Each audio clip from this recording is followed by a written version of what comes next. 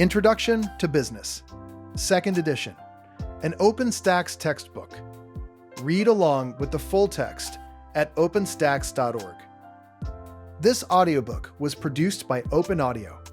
Listen for free on Spotify, YouTube, Apple Podcasts, or on our website at openaudio.us.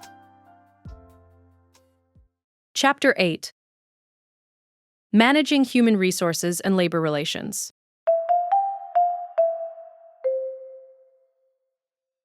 Introduction. Learning outcomes. After reading this chapter, you should be able to answer these questions. 1. What is the human resource management process, and how are human resource needs determined? 2. How do firms recruit applicants? 3. How do firms select qualified applicants? 4.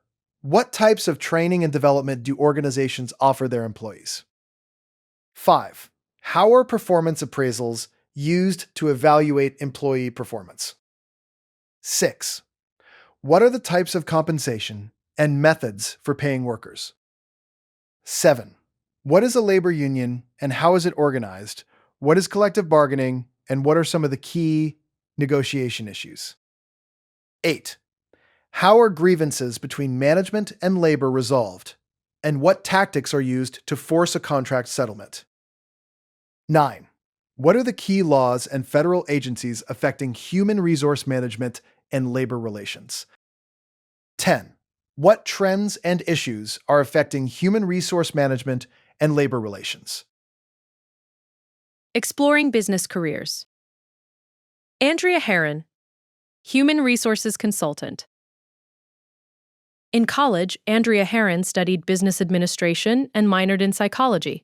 Always interested in a business career, she initially took psychology simply because it was interesting. Little did she know how applicable that minor would become. As a human resources, HR consultant, she often benefits from her psychology background. Studying human behavior really gave me the background necessary to put myself in the position of others, to see things from their point of view, which has definitely been helpful in my career in human resources. Herron started out as an administrative assistant in the HR department of a hotel, and her career has run the gamut of human resources in the years since she graduated from college. She has been an employment coordinator, focusing on employee recruitment and selection, and a personnel manager, where she learned the skills necessary to maintain and evaluate employees. As a training manager, she sharpened her talent for developing, coordinating, and even administering staff training. Eventually, she became the Director of Human Resources for companies both in the United States and abroad. Indeed, beyond the United States, she has worked in Mexico, Argentina, and South Africa. Andrea worked her way up in the corporate world, but entrepreneurship was more consistent with her desire for a fast-paced, changing environment, both in terms of what she does and who she works with. So she made the move to consulting. Consulting allows me to draw upon all my human resources skills. I have opened 5 HR departments in my career, so I bring my full experience to bear on the challenges each company has. Today, Andrea's passion is working with small businesses, entrepreneurs, managers, and owners as an advisor to uncomplicate the people side of your business. As the principal of Focus HR Consulting, she advises firms how to set up human resource programs and ensure legal compliance. She also provides leadership coaching and training and mentors employees. She has worked in several industries, including hospitality, hotels and restaurants, advertising, professional services, logistics, technology, and manufacturing. When Andrea was hired by Aqueon Water Treatment Products, she was tasked with updating the company's HR policies and procedures. The company's performance reviews were very task-oriented versus behavior-oriented. Instead of determining whether a task was completed, behavior-oriented reviews seek to evaluate not only whether the person completed the task, but also how they did so, especially examining the interactions involved in the task. Is an employee punctual at returning consumer request calls? How do they relate to customers? As a manager, do they express thoughts clearly? By evaluating specific behaviors, you create an environment with clearly set qualifications for advancement and opportunities for targeted employee development. Without this, the human aspect of human resources can be overlooked. Andrea has never looked back on her choice to become an entrepreneur, and she believes her varied employment history was a key to her success. Anyone interested in this field should experience as many possibilities within human resources as possible. You leave school with the theory, but only through experience do you really get to see what the potential of such a career is. This chapter looks at the role of human resources within an organization, from the general processes of developing and planning to the more specific tasks of employee evaluation and compensation. Human resource management and labor relations involve acquisition, development, use, and maintenance of a human resource mix, people and positions, to achieve strategic organizational goals and objectives. Successful human resource management is based on a company's ability to attract and hire the best employees, equip them with the knowledge and skills they need to excel, compensate them fairly, and motivate them to reach their full potential and perform at high levels. Today's business environment presents numerous challenges to effectively managing employees. Technology continues to advance, such as the growth in artificial intelligence, AI, which places great importance on knowledge workers, especially when demand outstrips the supply of high-talent individuals. Global business operations involve rapid data transfer and necessitate accelerated decision-making by executive and technical employees. The workforce is increasingly more diversified and multicultural, which places increased emphasis on communication and cultural understanding. Work, life, and family priorities are more difficult to balance as dual worker families populate the labor force. Employment and labor laws continue to greatly influence employee recruitment and hiring, compensation decisions, and employee retention and turnover in both union and non-union organizations.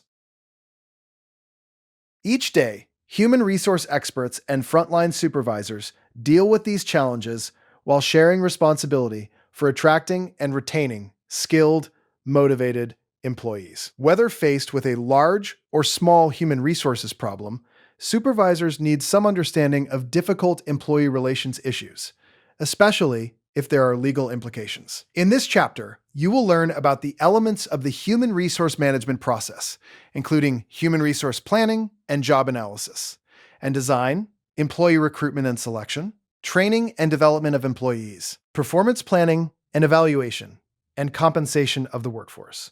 The chapter also describes labor unions and their representation of millions of U.S. workers in construction, manufacturing, transportation, and service-based industries.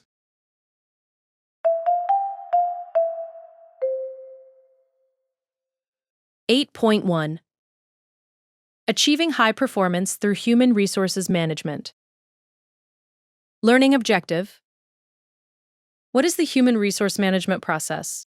And how are human resource needs determined? Human resource (HR) management is the process of hiring, developing, motivating, and evaluating employees to achieve organizational goals. The goals and strategies of the firm's business model form the basis for making human resource management decisions. HR practices and systems comprise the firm's human resource decision support system that is intended to make employees a key element for gaining competitive advantage. To this end, the HR management process contains the following sequenced activities: job analysis and design, human resource planning and forecasting, employee recruitment, employee selection, training and development, performance planning and evaluation, compensation and benefits. The human resource management process shown in Exhibit 8.3 encourages the development of high-performance employees. The process is sequential because employees can't be trained and paid until selected and placed in jobs, which follows recruitment, which is preceded by human resource planning and job analysis and design. Good HR practices used along this sequence foster performance improvement, knowledge and skill development, and loyal employees who desire to remain with the organization. HR, planning, and job analysis and design. Two important and somewhat parallel aspects of the human resource management process are determining employee needs of the firm and the jobs to be filled. When Alcon gained approval from the Food and Drug Administration for sales of a new contact lens disinfectant solution in its Opti-Free product line. It had to determine if additional sales representatives were needed and whether new sales positions with different knowledge and skill requirements should be established. Human resource planning at Alcon means having the right number of people with the right training in the right jobs to meet its sales goals for the new product. Once the need for sales representatives is determined, human resource specialists assess the skills of the firm's existing employees to see whether new people must be hired or current people can be trained. See Exhibit 8.3 for a representation of the human resource management process. Exhibit 8.3 Human Resource Management Process. The human resource management process is an interconnected sequence of activities that begins with the organization's overarching strategies, goals, and market position. These organizational priorities directly influence the first phase of the process, which focuses on acquiring the workforce. This phase includes job analysis and design, human resource planning and forecasting, employee recruitment, and employee selection. Once employees are hired, the process moves into a development and management phase. This includes training and development, performance planning and evaluation, and determining compensation and benefits. Ultimately, these combined practices lead directly to human resource outcomes, which shape the organization's long-term employee retention and turnover rates. Human resource planners must know what skills different jobs require.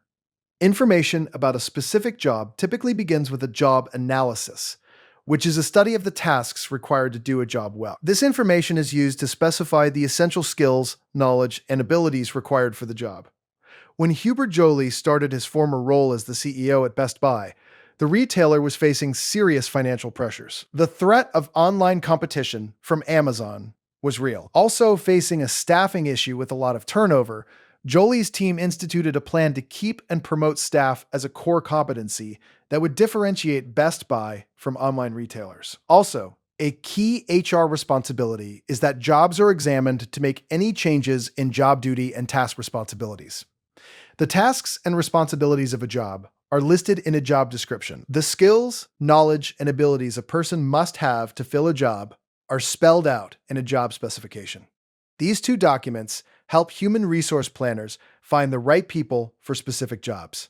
A sample job description and specification is shown in Table 8.1. HR planning and forecasting.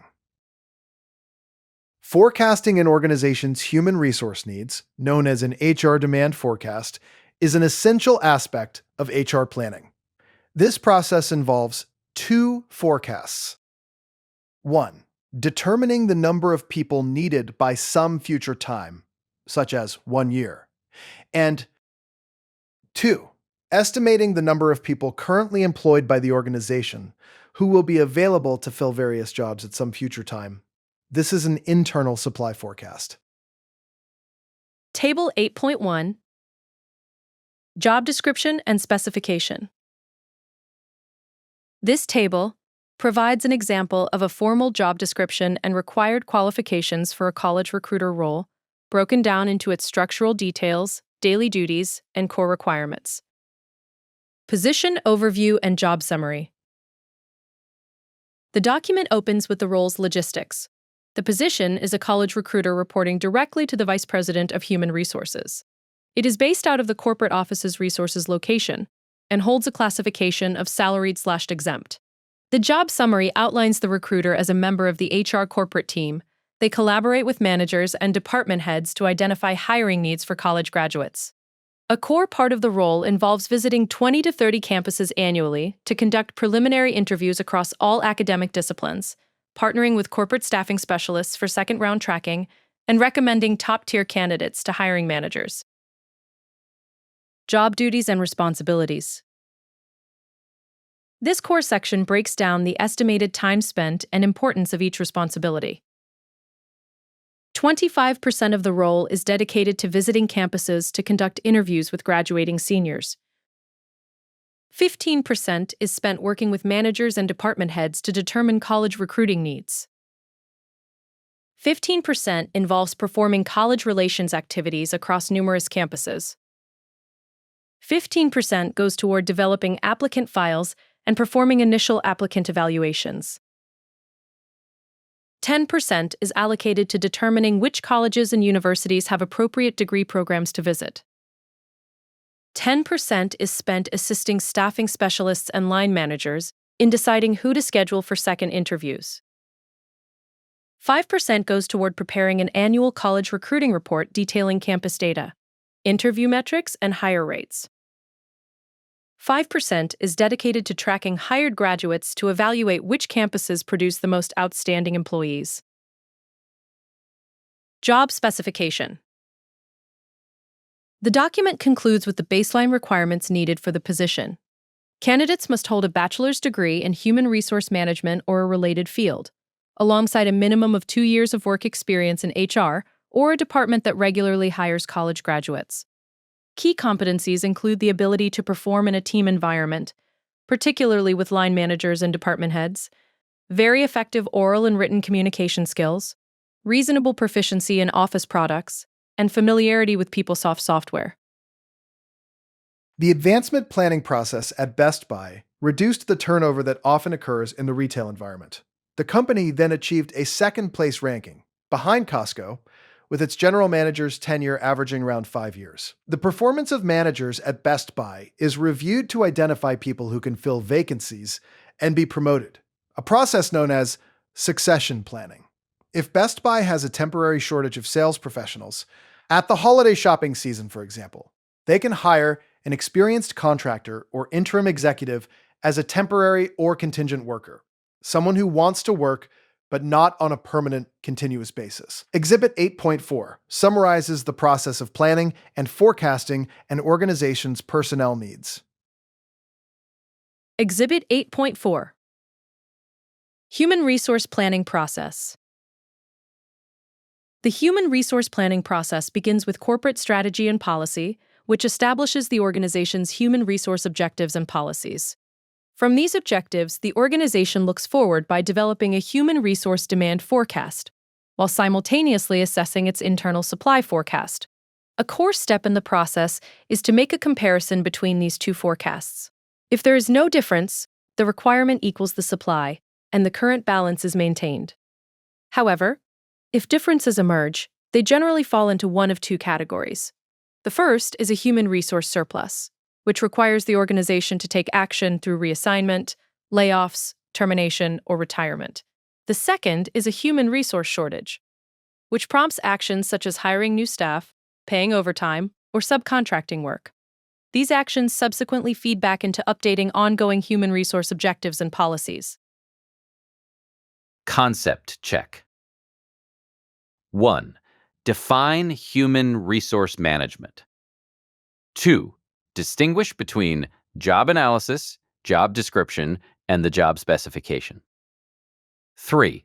Describe the human resource management process.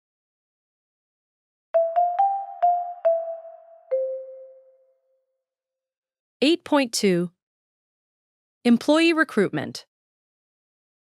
Learning Objective. How do firms recruit applicants?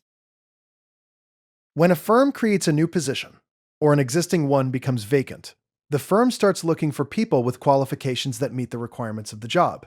Two sources of job applicants are the internal and external labor markets. The internal labor market consists of employees currently employed by the firm.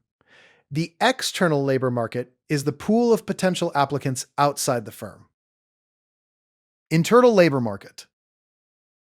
Internal recruitment can be greatly facilitated by using a human resource information system that contains an employee database with information about each employee's previous work experience, skills, education, and certifications, job and career preferences, performance, and attendance. Promotions and job transfers are the most common results of internal recruiting. BNSF Railway, Walmart, Zappos, Ritz-Carlton Hotels, and most other firms, large and small, promote from within and manage the upward mobility of their employees. External labor market. The external labor market consists of prospects to fill positions that cannot be filled from within the organization. Recruitment is the process of attracting qualified people to form an applicant pool. Numerous methods are used to attract applicants, including various channels such as web and social media advertising. Hospitality and entertainment firms such as Ritz-Carlton Hotels and Six Flags frequently use job fairs to attract applicants. A job fair, or corporate open house, is usually a 1 or 2 day event at which applicants are briefed about job opportunities, given tours, and encouraged to apply for jobs. For firms needing accountants, engineers, sales managers, and others for professional and scientific positions, college recruiting is very common. These firms, Deloitte, Cisco Systems, Salesforce.com, and thousands of others, schedule job fairs and on-campus interviews with graduating seniors. Online recruiting and job search. The internet, social media, and specialized software have completely changed the employee recruitment process. Dozens of companies, such as Monster.com, Indeed, Handshake, and Glassdoor, enable applicants to search for job openings, post their resumes, and apply for jobs that companies have posted. Most companies provide links to their company website and to the career page on their site so applicants can learn about the company culture, listen to or read testimonials from employees about what it is like to work for the company, and search for additional openings that may interest them. Large firms may receive thousands of online applications per month. To review and evaluate thousands of online resumes and job applications, firms depend on software to scan and track applicant materials using keywords to match skills or other requirements for a particular job. Social media has also changed how companies search for applicants and verify applicant information. Managing change. Social networking and employee recruitment. Referrals and professional networking are commonly used methods of identifying job prospects, particularly for managerial, professional, and technical positions. Several software applications and social networks facilitate employee referrals, reference checking, and hiring based on networks of personal relationships. XQNet is just one example of the many career sites that allow members to search for contacts and network with other professionals in their fields. LinkedIn is the most popular social network for professionals. It is a giant database of contacts with profiles that provide an overview of a person's past and present professional experience, skills, professional referrals, and affiliations with business and professional associations. Individuals can search through an extended network of contacts based on a variety of factors, such as professional acquaintances, industry, or educational institutions. LinkedIn uses the concept that there are no more than 6 degrees of separation between two people, or one person can be linked to any other individual through no more than 6 other people. With more than 1 billion members worldwide, LinkedIn's extensive platform is an ideal network for both recruiters and those looking to make their next career move. LinkedIn, like other social networks, is based on voluntary participation, and members consent to being networked. Nevertheless, important questions can be raised regarding privacy concerns and use of one's social network. Critical thinking questions. 1. Social networks can easily generate a name for an HR recruiting target, but how can the hiring firm convert the target into a candidate who is interested in the job? 2. A social network like LinkedIn is an excellent tool that can be used to build a personal brand and find a new job. In what ways could a job seeker potentially harm their career opportunities on a social networking site? Recruitment branding. Recruitment branding involves presenting an accurate and positive image of the firm to those being recruited. Carbone Smolin Agency, CSA, was a New York-based design-led branding agency creating visual identity and brand experience for major organizations. As part of that work, they have helped clients develop recruitment and employer branding materials. The materials developed by CSA comprise a realistic job preview, which informs job candidates about organizational realities of the job and the firm, so they can more accurately evaluate jobs and firm expectations concerning work assignments, performance standards, promotional opportunities, company culture, and many other characteristics of the job. Concept check. 1. What are the two sources of job applicants?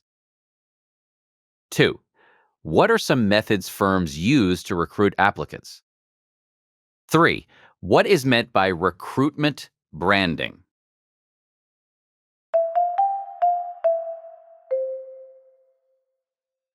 8.3 Employee selection. Learning objective. How do firms select qualified applicants? After a firm has attracted enough job applicants, employment specialists begin the selection process. Selection is the process of determining which people in the applicant pool possess the qualifications necessary to be successful in the job. The steps in the employee selection process are shown in Exhibit 8.6. An applicant who can jump over each step, or hurdle, will very likely receive a job offer. Thus, this is known as the successive hurdles approach to applicant screening. Alternatively, an applicant can be rejected at any step or hurdle. Selection steps or hurdles are described below. Exhibit 8.6 Steps of the employee selection process. The employee selection process is structured as a series of progressive steps that candidates must successfully navigate to be considered for employment. The journey begins at the first step with initial screening, which includes the application and an introductory interview. Candidates who advance move to the second step, employment testing. The third step involves the formal selection interview, where the organization deeply evaluates the candidate's fit. From there, the fourth step requires comprehensive background and reference checks to verify qualifications. Once those are successfully completed, candidates move to the fifth step, which is a physical examination. Finally, if all previous criteria are met, the process culminates in the sixth and final step, the decision to hire. 1. Initial screening. During initial screening, an applicant completes an application form and/or submits a resume and has a brief interview of 30 minutes or less. The job application includes information about educational background, previous work experience, and job duties performed. 2. Employment testing. Following initial screening, the applicant may be asked to take one or more tests, such as the Wonderlic assessments. Wonderlic offers a suite of pre-employment tests for each phase of the hiring process. Used individually or together, the tests can assess cognitive ability, ability to learn, adapt, and solve problems, motivation potential, attitude, behavior performance, and productivity, and knowledge and skills, math, verbal, data entry. Software proficiency. At the time, HR Senior Vice President Martha LaCroix of the Yankee Candle Company used personality assessments to make sure that prospective employees would fit the firm's culture. LaCroix was helped by the Predictive Index in determining Yankee Candle's best and worst performing store managers for developing a best practice behavioral profile of a top performing store manager. The profile was used for personality testing and to develop interview questions that reveal how an applicant may behave in certain work situations. 3. Selection interview. The tool most widely used in making hiring decisions is the selection interview, an in-depth discussion of an applicant's work experience, skills and abilities, education, and career interests. For managerial and professional positions, an applicant may be interviewed by several persons, including the line manager for the position to be filled. This interview is designed to determine a person's communication skills and motivation. During the interview, the applicant may be presented with realistic job situations, such as dealing with a disgruntled customer, and asked to describe how they would handle the problem. Carolyn Murray of W.L. Gore & Associates, maker of Gore-Tex, among other products, listens for casual remarks that may reveal the reality behind applicant answers to her questions. Using a baseball analogy, Murray gives examples of how 3 job candidates struck out with her questions. See Table 8.2. Table 8.2 Striking out at the interview game. This table uses a baseball metaphor to highlight common interviewing mistakes. It features 3 distinct examples of poor interview exchanges, with each scenario broken down into a 3-step progression. For each example, we will hear the pitch, which is the specific question posed by the interviewer, followed by the swing, the applicant's actual response, and finally the miss, which reveals the interviewer's critical reaction to that answer. Let's walk through these 3 examples one by one. Example number 1. Give me an example of a time when you had a conflict with a team member. Our leader asked me to handle all of the shipping for our team. I did it, but I thought that this responsibility was a waste of my time. At Gore, we work from a team concept. The applicant's answer shows that they won't exactly jump when a teammate needs help. Example number 2. Tell me how you solved a problem that was impeding your project. One of the engineers on my team wasn't pulling their weight, and we were closing in on a deadline. So I took on some of their work. The candidate may have resolved the issue for this particular deadline, but they did nothing to prevent the problem from happening again. Example number 3. What's the one thing that you would change about your current position? My job as a salesperson has become boring. Now I want the responsibility of managing people. They are probably not maximizing their current territory, and they are complaining. Will this employee find their next role boring and complain about that role too? 1. Background and reference check.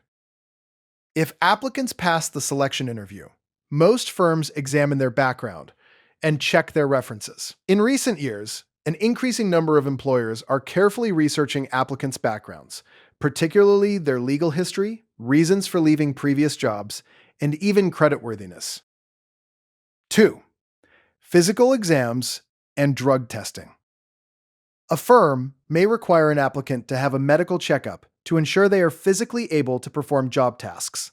Drug testing is common in the transportation and healthcare industries. Southwest Airlines, BNSF Railway, Texas Health Resources, and the U.S. Postal Service use drug testing for reasons of workplace safety, productivity, and employee health.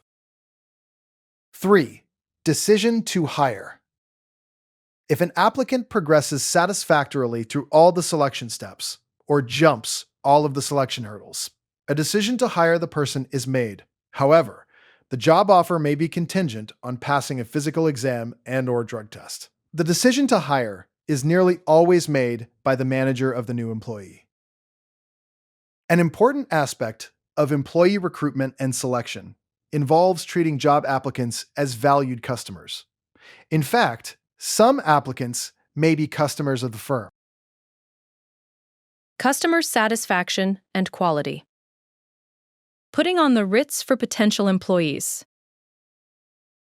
Your meeting with a human resource representative is often your first exposure to the company you are applying to work for, and firms must provide good customer service to applicants if they expect to hire the most qualified employees. Companies have several opportunities to create a positive impression of their organization during these key points in the employee selection process.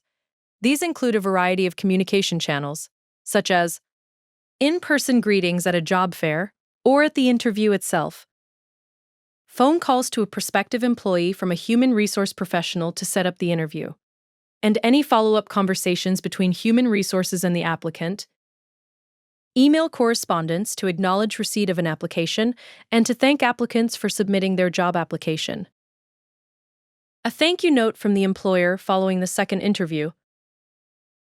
A company that is known to provide a personalized and welcoming recruitment process is Ritz-Carlton Hotels, a subsidiary of Marriott International. When the Washington, D.C. Ritz-Carlton was recruiting employees to staff a new hotel, the goal was to provide applicants with a personal demonstration of the famous Ritz-Carlton service-oriented culture. As applicants arrived, they experienced the Ritz-Carlton warm welcome from several employees who greeted them, wished them luck, and escorted them past a violinist and piano player to the waiting room, where beverages and snacks were available. Applicants went through a standardized screening questionnaire, and those who passed went on to a professionally developed structured interview. Individuals were then personally escorted to the fond farewell, where they were thanked, given Ritz-Carlton chocolates, and escorted out of the hotel. The goal of Ritz-Carlton managers is to give applicants the same experience they would expect to receive as a customer staying in the hotel. Every applicant receives a personal, formal thank you note for coming to the job fair. And those who are considered for positions but later rejected receive another note. Ritz-Carlton wants to make a good impression because an applicant could be a future Ritz-Carlton hotel guest or the relative of a guest. Ritz-Carlton continues to show exemplary service during the employee orientation process. Each employee is required to complete training before beginning work. The training includes a general orientation session, as well as a session specific to Ritz-Carlton's values and philosophies. The goal is to create a training experience that evokes emotions in new employees for the first few days. For example, as new employees arrive for training on the first day, senior leaders in the company are lined up clapping and cheering to welcome them into the family. The message is clear. You are important, and we will treat you exactly as we want you to treat customers. The leadership team is involved in facilitating the program, sending a powerful message about the importance of consensual commitment. For these next few days, we will orient you to who we are, our heart, our soul, our goals, our vision, our dreams, so you can join us and not just work for us. Critical thinking questions. 1. What are the benefits of an employer treating a job applicant like a customer? Are there costs associated with treating applicants poorly? 2. What is the Ritz-Carlton motto? How does it teach both applicants and employees about the company's values? Concept check. 1. Describe the employee selection process. 2. What are some of the ways that prospective employees are tested?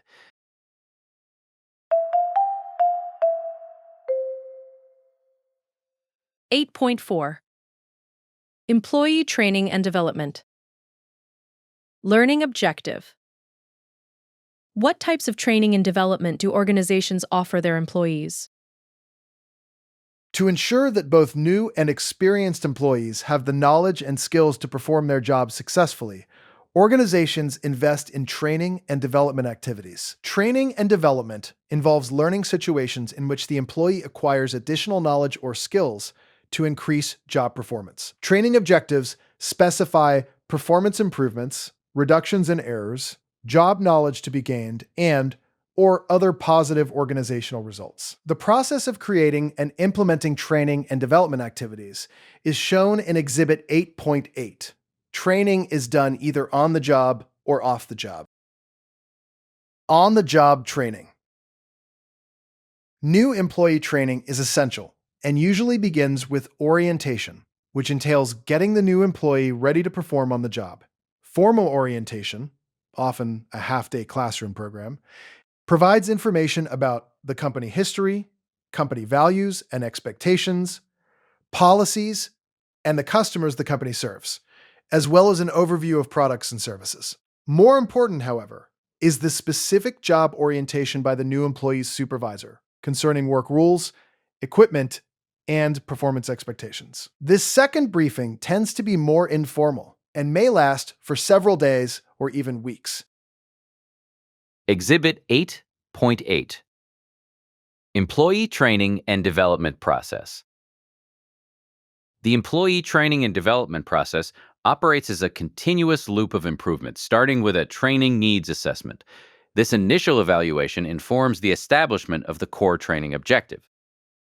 Once the objective is clear, the organization moves forward to design the training program, which is then followed by the execution phase where they conduct the training program. After implementation, the final step is the training program evaluation. Crucially, the insights gained from this final evaluation generate feedback for training improvement. This feedback loops directly back into the process to refine how the training program is designed, how it is conducted, and how future needs assessments and objectives are established. Beyond employee orientation, job training takes place at the job site or workstation and is directly related to the job. This training involves specific job instruction, coaching, guidance given to new employees by experienced ones, special project assignments, or job rotation. Job rotation is the reassignment of workers to several different jobs over time. At Cintas, management trainees rotate through every department in the business, such as sales, finance, and human resources, during the first year and a half. Two other forms of on-the-job training are apprenticeship and mentoring. An apprenticeship usually combines specific on-the-job instruction with classroom training. It may last as long as 4 years and can be found in the skilled trades of carpentry, plumbing, and electrical work. Mentoring involves a senior manager or other experienced employee providing job and career-related information to a mentee. Inexpensive and providing instantaneous feedback. Mentoring is becoming increasingly popular with many firms, including FedEx, Merrill Lynch, Dow Chemical, and Bank of America. Whereas mentoring is typically conducted through ongoing face-to-face interactions between mentor and mentee, technology now allows for a long-distance mentoring relationship. Dow Chemical uses technology to facilitate mentoring sessions across borders. An employee whose first language is not English is encouraged to conduct all business in English from the beginning of their employment to build their fluency. English is the dominant language that Dow utilizes in their operations. Therefore, it is important to allow employees time, support, and the resources necessary to sharpen those skills. Expanding around the globe. Employees on the international move. Working abroad at one of the thousands of U.S. or foreign multinational firms can be exciting and look good on your resume. But is an international job assignment a step up the ladder to a more rewarding career path, or a potential minefield of professional and family risk? The answer depends as much on an employee's family situation as their ambition, as well as how well the company supports and handles a transfer to an international location. Global competencies are important in today's workplace and often viewed as essential leadership skills. Many companies utilize rotational programs designed to give individuals critical global experience. According to the BGRS 2016 Global Mobility Trends Survey, providing high levels of service to relocating employees and their families is a fundamental expectation. Serva, formerly BGRS, is a talent mobility and relocation services firm that manages thousands of relocations in over 170 countries each year for its corporate and government clients. With over 60 offices around the world, the multilingual staff can tap into their network of trusted suppliers to help employees and families acclimate to their new work and home environments. Increasing numbers of recent college graduates and experienced professionals are offered opportunities for overseas work assignments, ranging from a few days to 24 months or longer. But acclimating to a new country and culture, as well as a new work environment, can be daunting and involves some unique challenges. Challenges face expatriates aside from the demands of work include choosing schools for children, securing housing, finding medical facilities, opening bank accounts, finding transportation and obtaining a driver's license, completing government forms, locating food stores, learning about community and entertainment offerings. With 276,000 worldwide staff and partners, KPMG International is one of the world's largest professional services firms. With a presence in nearly 140 countries, through their Global Opportunities (GO) program, KPMG employees can explore international career options, short-term assignments, long-term assignments, and permanent international relocation options. The company's Career Mobility Guide allows employees to evaluate opportunities based on their interests and to seek guidance from a transition advisor on potential career opportunities. KPMG has developed several programs and standards to guide employees and establish consistency, whether they work in the United States or abroad. One of the most important is the KPMG Code of Conduct, which defines the values and standards by which KPMG conducts business and is intended to help guide actions and behaviors of its global workforce. All KPMG employees and partners are required to comply with the Code of Conduct. In addition, all partners and employees are required to complete mandatory training that reinforces the principles of the code and further builds understanding of the firm's expectations. Critical thinking questions. 1. How is KPMG's Global Code of Conduct intended to influence and guide the personal values and behaviors of its employees and partners? 2. Why must the code of conduct be affirmed by employees and partners every year? Why does KPMG include their partners in this program? 3. What are the top 4 or 5 job qualifications an employee should have to be considered for an overseas assignment? Off-the-job training. Even with the advantages of on-the-job training, many firms recognize that it is often necessary to train employees away from the workplace. With off-the-job training, employees learn the job away from the job. There are numerous popular methods of off-the-job training. It frequently takes place in a classroom, where cases, role-play exercises, films, videos, lectures, and computer demonstrations are used to develop workplace skills. Web-based technology is increasingly being used along with more traditional off-the-job training methods. E-learning and e-training involve online computer presentation of information for learning new job tasks. BMW and Verizon utilize virtual reality, VR, trainings with thousands of employees widely dispersed geographically. These trainings can prepare frontline workers for crisis situations with customers or safety emergencies on the production floor. Providing training through this format saves time and travel costs, while enhancing the experience for employees over merely a video online training module. However, some required training can be delivered as programmed instruction, an online, self-paced, and highly structured training method that presents trainees with concepts and problems using a modular format. This is particularly helpful in some industries where training is legally required, such as through OSHA, Occupational Safety and Health Administration, mandates. Web-based training can also be done using a simulation. For example, a scaled-down version of a manufacturing process, or even a mock cockpit of a jet airplane. American Airlines uses flight simulators embedded with AI technologies for pilots to practice hazardous flight maneuvers or learn the controls of a new aircraft in a safe, controlled environment with no passengers. The simulator allows for more direct transfer of learning to the job. Concept check. 1. Describe several types of on-the-job training. 2. What are the advantages of simulation training? 3. How is technology impacting off-the-job training?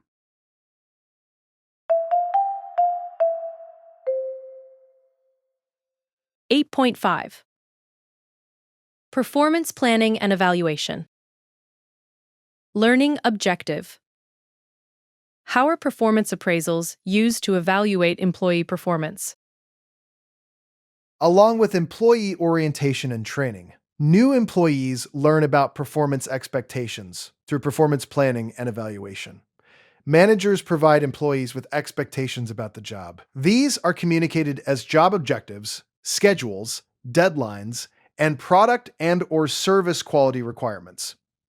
As an employee performs job tasks, the supervisor periodically evaluates the employee's efforts. A performance appraisal is a comparison of actual performance with expected performance to determine an employee's contributions to the organization, and to make decisions about training, compensation, promotion, and other job changes.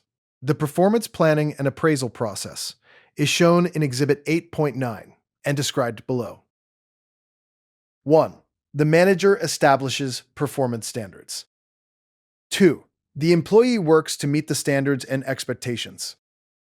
3. The employee's supervisor evaluates the employee's work in terms of quality and quantity of output, and various characteristics such as job knowledge, initiative, relationships with others, and attendance and punctuality. 4. Following the performance evaluation, reward, pay raise, and job change, promotion decisions can be made. If work is unsatisfactory, the employee may be put on a performance improvement plan which outlines the behaviors or performance that must be improved, the milestones and time periods to improve performance, and what will occur if performance is not improved. 5. Rewards are positive feedback and provide reinforcement or encouragement for the employee to continue improving their performance. Exhibit 8.9. Performance planning and evaluation. The performance planning and evaluation process begins with performance planning, where management focuses on setting standards and expectations for the role. These defined standards guide the next phase, which is the actual employee job task behavior.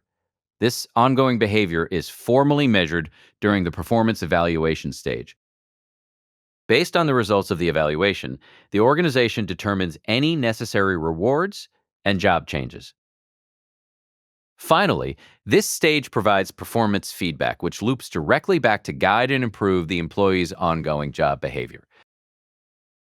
It was once common practice for performance appraisals to be conducted annually, but many companies have moved away from that standard. Instead, managers are encouraged to provide employees with continuous, real-time feedback so that skill development and job performance can be improved more rapidly. Information for performance appraisals can be assembled from a variety of sources, such as colleagues or direct reports, and utilizing a variety of methods, including rating scales and data about job performance indicators, like production or sales statistics. Regardless of the source, performance information should be accurate and a record of the employee's job behavior and efforts.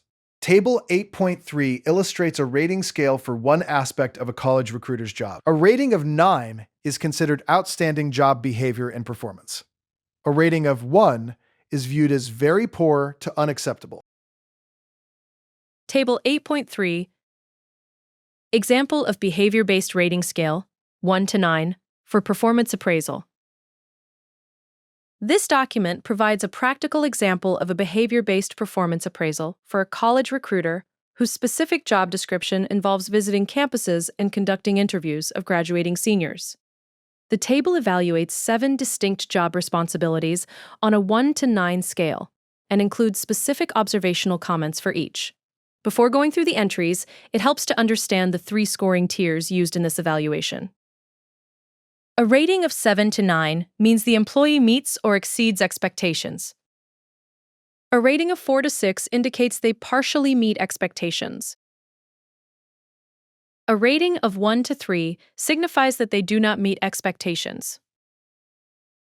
Let's review the appraisal row by row, examining the job responsibility, its assigned numerical rating, and the reviewer's feedback. 1. Planning and organizing. Job responsibility. Planning and organizing of spring semester college recruiting events. Rating. 8. Meets or exceeds expectations. Comments. This recruiter plans and organizes spring semester college recruiting schedule to minimize travel expenses and maximize the number of colleges visited and students interviewed. Even with tight travel schedules between campuses, this recruiter completes each campus report before arrival at next campus. 2. Faculty contact. Job responsibility. Contact with faculty prior to visit to gain information about degree programs. Goal is 2 to 3 contacts. Rating. 5. Partially meets expectations. Comments. In making plans to visit a new campus, this recruiter had not identified 2 or 3 faculty members for obtaining pre-visit information about degree programs. 3. Student resumes. Job responsibility. Obtain student resumes prior to visit. Rating. 6. Partially meets expectations. Comments. This recruiter occasionally does not check with college placement office to request student resumes 2 days before arrival. 4. Documentation. Job responsibility. Resume and interview documentation. Rating. 5. Partially meets expectations. Comments. Sometimes this recruiter's notes are incomplete concerning a student's response to interview questions. 5. Professionalism. Job responsibility, punctuality, and professionalism. Rating. 2. Does not meet expectations. Comments. This recruiter is often several minutes late in starting interviews. 6. Follow-ups. Job responsibility. Interview follow-ups. Rating. 1. Does not meet expectations. Comments. This recruiter is frequently late in sending thank you letters to students interviewed. 7. Summary reports. Job responsibility. Summary reports. Rating. 1. Does not meet expectations. Comments. This recruiter is always late completing campus recruiting reports. Concept check. 1. What are the steps in the performance planning and appraisal process? 2. What purposes do performance appraisals serve? 3. Describe some sources of information for the performance appraisal.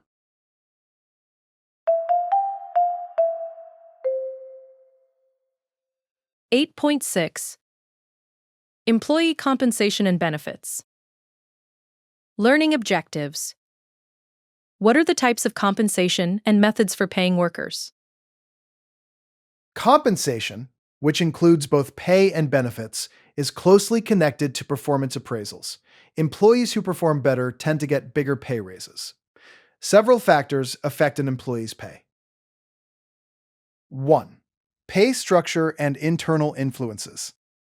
Wages, salaries, and benefits are based on skills, experience, and the level of the job. The more important and demanding high-level positions, such as president, chief information officer, and chief financial officer, are compensated at the highest rates. Likewise, different entry-level jobs that require similar skills, education, or experience are compensated at similar rates. For instance, if a drill press operator and a lathe operator are considered to be of a similar skill and education level, they may both be paid $23 per hour. 2. Pay level and external influences.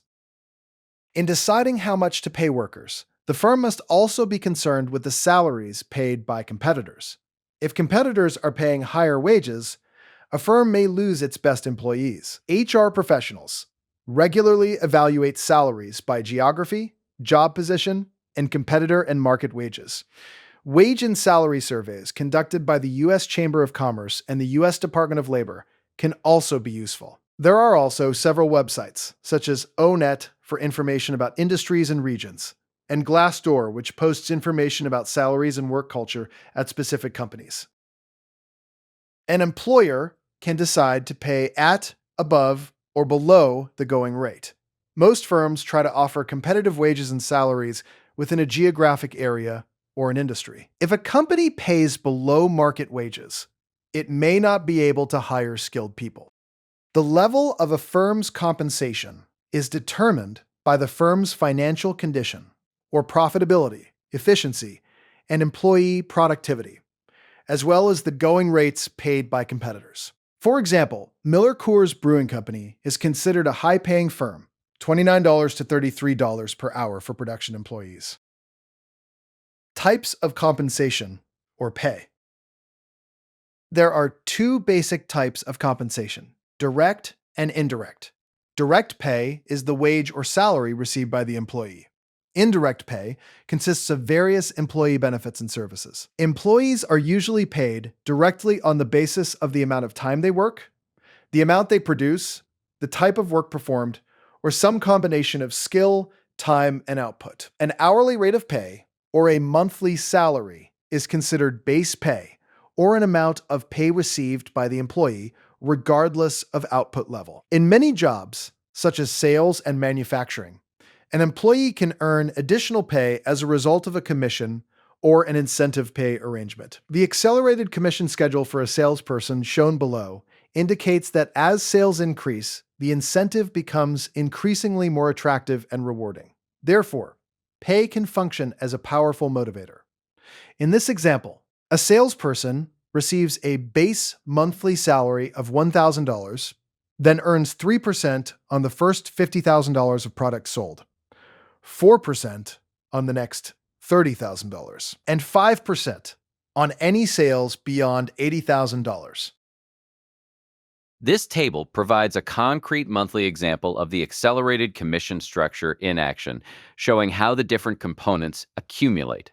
We will walk through each pay type, its specific rate, the amount sold within that tier, and the final amount realized for the month. Base pay. With a rate of $1,000 per month, the amount sold in this tier is not applicable, resulting in a realized amount of $1,000. Commission Tier A. With a rate of 3% of sales up to $50,000, the amount sold in this tier is $50,000, resulting in a realized amount of $1,500. Commission Tier B. With a rate of 4% of sales, $50,000 to $80,000, the amount sold in this tier is $30,000, resulting in a realized amount of $1,200. Commission Tier C. With a rate of 5% of sales over $80,000, the amount sold in this tier is $20,000, resulting in a realized amount of $1,000. Combining the base pay and each of these earned commission tiers, the total realized amount for the month is $4,700. Two other incentive pay arrangements are bonuses and profit sharing. Employees may be paid bonuses for reaching certain monthly or annual performance goals or achieving a specific cost-saving objective. In this instance, employees are rewarded based on achieving certain goals. In a profit-sharing plan, employees may receive some portion of the firm's profit. Employee profit shares are usually based on annual company financial performance and therefore are paid once a year, with either a bonus or a profit share. An important incentive pay consideration is whether the bonus or profit share is the same for all employees, or whether it is differentiated by level in the organization, base pay, or some other criterion. For example, a local company that specializes in building starter homes has 50 employees and pays an annual incentive share that is the same for everyone. The president receives the same profit share or bonus as the lowest paid employee. In larger corporations, profit sharing can be restricted to certain levels in the company, such as senior management, and is often based on years of service and base salary. Southwest Airlines gives all employees, not just senior management, a share of the company's profits based on base salary and hours worked. Indirect compensation includes pensions, health insurance, vacation time, employee perks, flexible work arrangements, and other related benefits. Other indirect compensation aspects are required by law, such as unemployment and workers' compensation, which are paid in part by employers. Unemployment compensation provides former employees with money for a certain period while they are unemployed. To be eligible, the employee must have worked a minimum number of weeks, be without a job through no fault of their own, for instance, they were not fired for performance issues, and be actively looking for another position. Some aspects vary by state, such as the number of weeks of work required to be eligible, or recertification requirements. Some state laws permit payments to strikers. Workers' compensation pays employees for lost work time caused by work-related injuries, and may also cover rehabilitation after a serious injury. Social Security is a government program that provides financial support to retired and disabled individuals. This program provides a guaranteed income stream that is passed on to surviving family members when the individual passes. Social Security is funded, in part, through required payroll deductions, similar to how taxes are deducted from employee pay. Medicare, healthcare for older adults, and Medicaid, healthcare for people whose incomes are below an established level, are separate government programs with enrollment and other portions managed by the Social Security Administration. Many employers also offer benefits not required by law.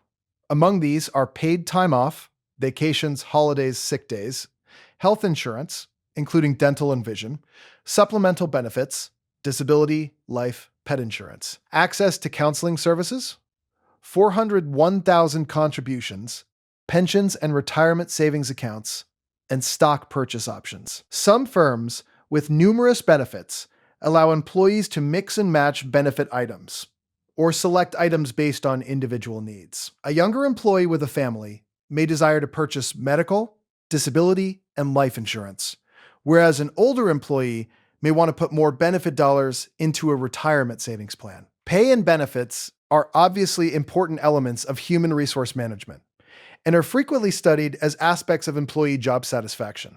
Pay can be perceived as very satisfactory, or it can be a point of job dissatisfaction. Data indicate that direct compensation is a key element of job satisfaction across industries and job levels. As economic conditions, societal changes, and workplace cultures have shifted, benefits have become increasingly important to employees.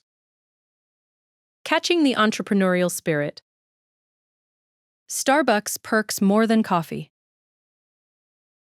At Starbucks, former CEO Howard Schultz understood that the single most important aspect of creating an enduring brand is its people. Schultz wanted to set Starbucks apart from other coffee shops and service businesses, and he did this by offering health benefits and stock ownership for employees who only worked part-time. That came with a cost. In addition to employee benefits, funding was funneled into operations to build the brand and create an experience that would enable Starbucks to endure and be profitable for many years to come. This strategy was successful for the company for some time, and the brand quickly grew in customer loyalty and physical locations with over 40,000 locations worldwide. However, this tremendous growth also came with a cost. Customer complaints about product quality and consistency, long wait lines, and high prices started to impact sales. Employees had concerns about workplace culture and pay. With the U.S. market saturated with locations on nearly every corner, opportunities for growth were limited. The stock price of the company dropped 5% in 2025, and investors expressed their concerns by demanding the company address the downfalls. Keeping to its entrepreneurial roots, Starbucks management set out to reinvent the company. The long-range reinvention plan was designed to improve stores by helping with workflow, investing in technology upgrades, updating menu offerings, and improving employee wages and benefits. The new menu includes snacks and non-coffee-based options, while store improvements include updated equipment and more efficient layouts. Through their revamped digital platform that incorporates AI technologies, the company expects to expand mobile ordering. These announced changes have repositioned the company for success in both creating that unique experience for customers and also creating a rewarding environment for employees. New CEO Brian Niccol has committed to getting first-hand feedback. He regularly conducts listening tours to garner this input. In each conversation, two truths emerged. First, Starbucks is a beloved brand with wonderful people. We are woven into the fabric of people's lives and the communities we serve. Second, there's a shared sense that we have drifted from our core. We have an opportunity to make the store experience better for our partners and, in turn, for our customers. Recent data show that the reinvention is working. Sales and earnings have shown a modest increase, which is a positive sign that their efforts are being recognized by customers. Critical thinking questions. 1. How can Starbucks rebuild employee trust and satisfaction while also managing customer expectations? 2. Can a firm give its employees too much in terms of benefits and services? Explain. Concept check. 1. How does a firm establish a pay scale for its employees? 2. What is the difference between direct and indirect pay? 3. Why are health insurance and benefits so important to employees?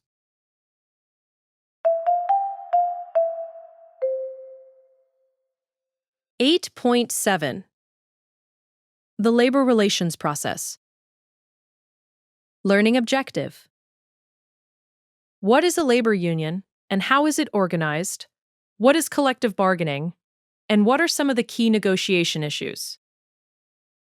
Approximately 10% of workers in the U.S. belong to a union. Historically, the mining, manufacturing, construction, and transportation industries have been significantly unionized, but now service-based firms, healthcare organizations, and food and beverage companies have been unionizing. A labor union, such as the International Brotherhood of Teamsters, is an organization that represents workers in dealing with management over disputes involving wages, hours, and working conditions. The labor relations process that produces a union management relationship consists of 3 phases: union organizing, negotiating a labor agreement, and administering the agreement. In phase 1, a group of employees within a firm may form a union on their own, or an established union, United Auto Workers, for example, may target an employer and organize many of the firm's workers into a local labor union. The second phase constitutes collective bargaining, which is the process of negotiating a labor agreement that provides for compensation and working arrangements mutually acceptable to the union and to management. Finally, the third phase of the labor relations process involves the daily administering of the labor agreement. This is done primarily through handling worker grievances and other workforce management problems that require interaction between managers and labor union officials. The modern labor movement.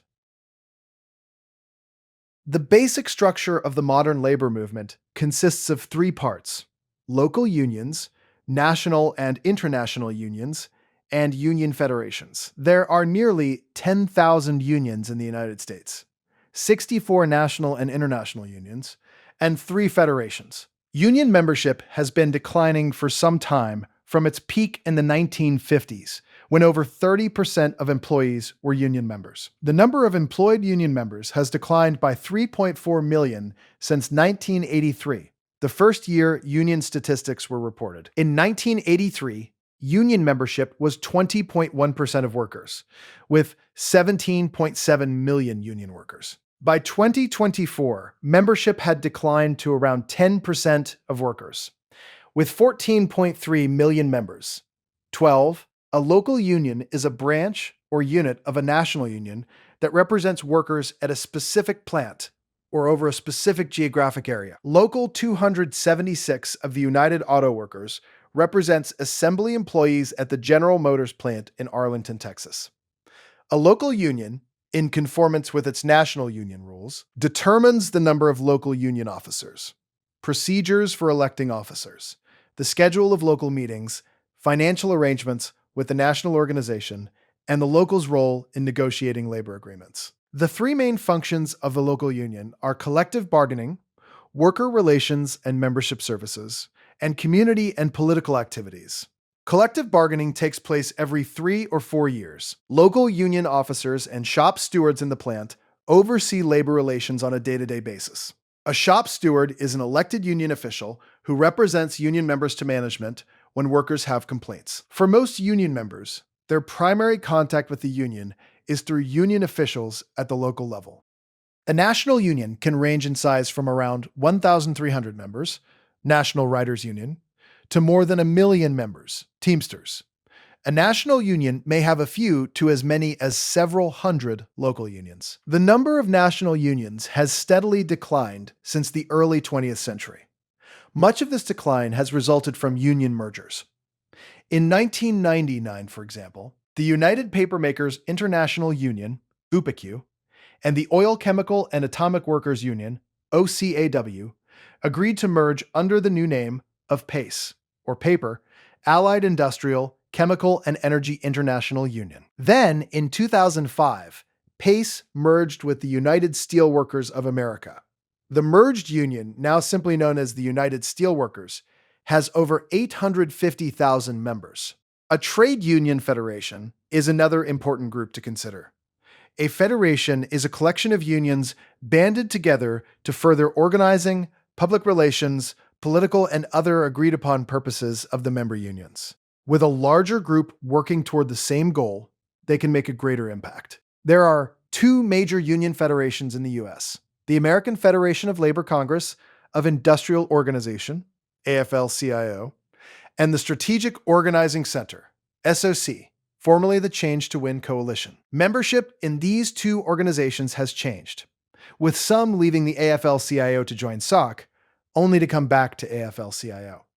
The AFL-CIO represents around 15 million workers, and the SOC represents around 4 million workers. The federations utilize power in numbers to increase the bargaining power of employees through their larger collaborations, because collective bargaining through the federation can impact a greater number of workers. Union organizing. A non-union employer becomes unionized through an organizing campaign. The campaign is started either from within, by unhappy employees, or from outside by a union that has picked the employer for an organizing drive. Once workers and the union have made contact, a union organizer tries to convince all the workers to sign authorization cards. These cards prove the workers' interest in having the union represent them. In most cases, employers resist this card signing campaign by speaking out against unions in letters, posters, and employee assemblies. However, it is illegal for employers to interfere directly with the card signing campaign or to coerce employees into not joining the union. Once the union gets signed authorization cards from at least 30% of the employees, it can ask National Labor Relations Board, NLRB, for a union certification election. This election, by secret ballot, determines whether the workers want to be represented by the union. The NLRB posts an election notice and defines the bargaining unit. Employees who are eligible to vote and who will be represented by the particular union if it is certified. Supervisors and managers cannot vote. The union and the employer then engage in a pre-election campaign conducted through speeches, memos, and meetings. Both try to convince workers to vote in their favor. Table 8.4 lists benefits usually emphasized by the union during a campaign, and common arguments employers make to convince employees a union is unnecessary. The election itself is conducted by the NLRB. If a majority vote for the union, the NLRB certifies the union as the exclusive bargaining agent for all employees who had been designated as eligible voters. The employer then has to bargain with the union over wages, hours, and other terms of employment. The complete organizing process is summarized in Exhibit 8.10. In some situations, after 1 year, if the union and employer don't reach an agreement, the workers petition for a decertification election, which is similar to the certification election, but allows workers to vote out the union. Decertification elections are also held when workers become dissatisfied with a union that has represented them for a longer time. The number of decertification elections is several hundred per year. Common arguments for and against unionization.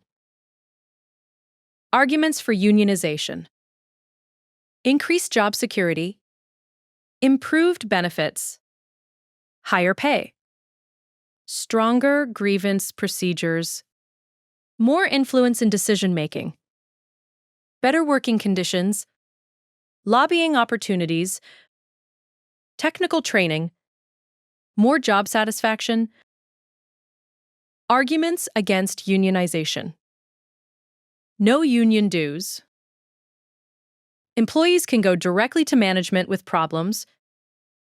Company pay and benefits already similar to leading firms in industry. Company already compliant with Federal Occupational Safety and Health Administration standards. Better to have pay closely tied to performance and productivity rather than union representation.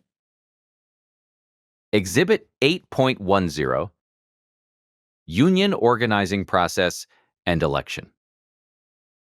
The union organizing process flows through a series of structured milestones beginning at Step 1 with initial union contact with employees. If interest is established, the process moves to Step 2, which is the authorization card campaign. Once sufficient cards are gathered, Step 3 involves filing a petition for a certification election. Next, Step 4 requires the National Labor Relations Board, or NLRB, to make a determination of the bargaining unit. Following this decision, Step 5 consists of both employer and union pre-election campaigns, where both sides present their cases to the workforce. This leads directly into Step 6, the official election. The outcome of this vote branches into one of two final paths. This vote decides the final path. Either the organization officially certifies the union to begin collective bargaining, or the workforce rejects the union. Negotiating union contracts through collective bargaining. A labor agreement, or union contract, is created through collective bargaining. Typically, both management and union negotiation teams are made up of a few people. One person on each side is the chief spokesperson. Bargaining begins with union and management negotiators setting a list of contract issues that will be discussed. Much of the bargaining over specific details takes place through face-to-face meetings and the exchange of written proposals. Demands, proposals, and counterproposals are exchanged during several rounds of bargaining. The resulting contract must be approved by top management and ratified by the union members. Once both sides approve, the contract is a legally binding agreement that typically covers such issues as union security, management rights, wages, benefits, and job security. The collective bargaining process is shown in Exhibit 8.11. We will now explore some of the bargaining issues. Exhibit 8.11. The process of negotiating labor agreements. The process of negotiating labor agreements begins with parallel, independent preparations from both sides: employer bargaining preparation and union bargaining preparation. Once both parties are prepared, they come together for the exchange of initial demands and proposals. This exchange allows them to establish a formal bargaining agenda. Next, the parties enter active negotiations, working toward a phase of bargaining compromise, concession, and tentative agreement. This tentative agreement requires top management approval from the employer's side, while simultaneously moving forward to a vote of union members. The union vote leads to one of two outcomes. If the members approve, it moves directly to formal ratification. If the members vote no, it results in a rejection and strike, which ultimately forces a resumption of bargaining to restart the cycle. Union security. A union wants all employees to be union members. This can be accomplished by negotiating a union security clause. The most common union security arrangement is the union shop, whereby non-union workers can be hired by the firm, but then they must join the union, normally within 30 to 60 days. An agency shop does not require employees to join the union, but to remain employees, workers must pay the union a fee, known as the agency fee, to cover the union's expenses in representing them. The union must fairly represent all workers, including those in the bargaining unit who do not become members. Under the Taft-Hartley Act of 1947, a state can make any and all forms of union security illegal by enacting a right-to-work law. In the 28 states that have these laws, employees can work at a unionized company without having to join the union. This arrangement is commonly known as an open shop. Workers don't have to join the union or pay dues or fees to the union. Management rights.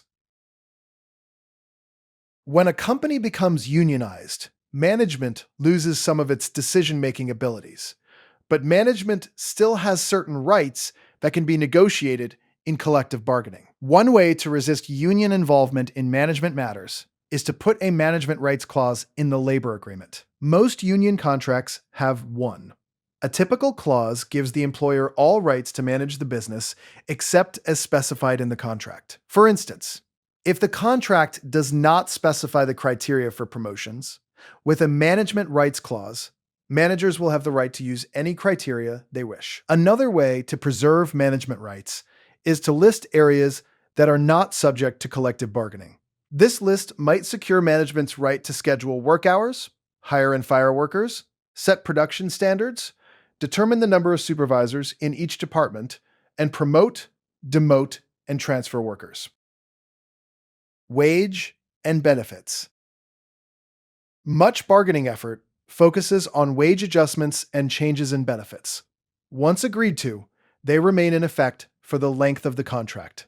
For example, in 2024, the Newark Teachers Union reached a 5-year agreement with the school district that contained higher starting salaries for teachers, a 4.5% annual raise, and increased curriculum decision-making authority for district teachers.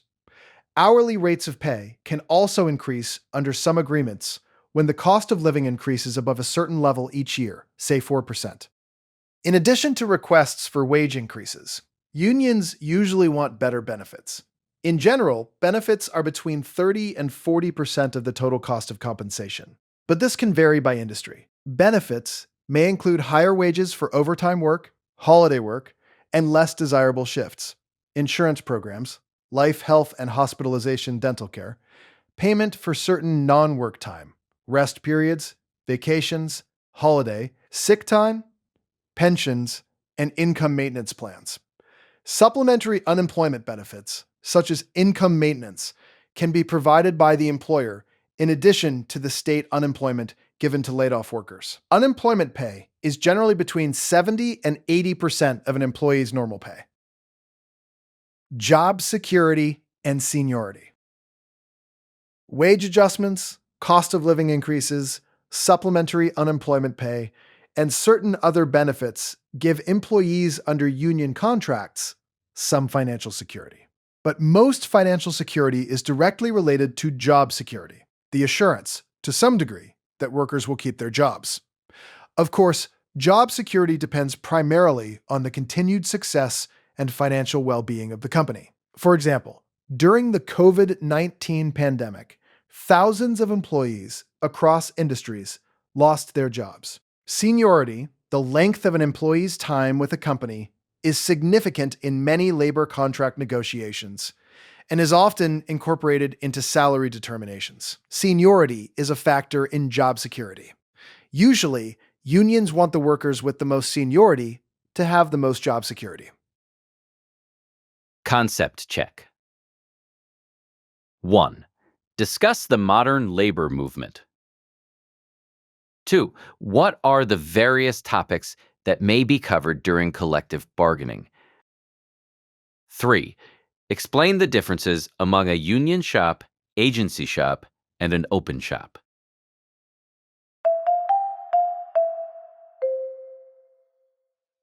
Eight point eight. Managing grievances and conflicts. Learning objectives. How are grievances between management and labor resolved, and what tactics are used to force a contract settlement? In a unionized work environment, employees follow a step-by-step process for handling grievances or disputes between management and labor. Conflicts over contracts, however, are far more challenging to resolve and may result in the union or employer imposing economic pressure, as described in this section. Grievance, handling, and arbitration. The union's main way of policing the contract is the grievance procedure. A grievance is a formal complaint by an employee or the union that management has violated some part of the contract. Under a typical contract, the employee starts by presenting the grievance to the supervisor, either in person or in writing. The typical grievance procedure is illustrated in Exhibit 8.13. An example grievance is when an employee is passed over for a promotion that went to a coworker and they feel that the promotion process and policies are unfair. The employee feels they have seniority and are more qualified than the coworker that received the promotion. The employee can submit a grievance to have the incident evaluated for fairness and consistent application of company policies. If the problem isn't solved, the grievance is put in writing. The employee, one or more union officials, the supervisor, and perhaps the plant manager then discuss the grievance. If the matter still can't be resolved, another meeting takes place with higher-level representatives of both parties present. If top management and the local union president can't resolve the grievance, it goes to arbitration. Arbitration is the process of settling a labor management dispute by having a third party, a single arbitrator or a panel, make a decision. The decision is final and binding on the union and employer. The arbitrator reviews the grievance at a hearing and then makes the decision, which is presented in a document called the award. The arbitrator, after review of the information, might rule that the promotion was valid because the coworker had additional certifications that took precedence over seniority to better meet the job responsibilities needed in the new position. Exhibit 8.13. Typical grievance procedure.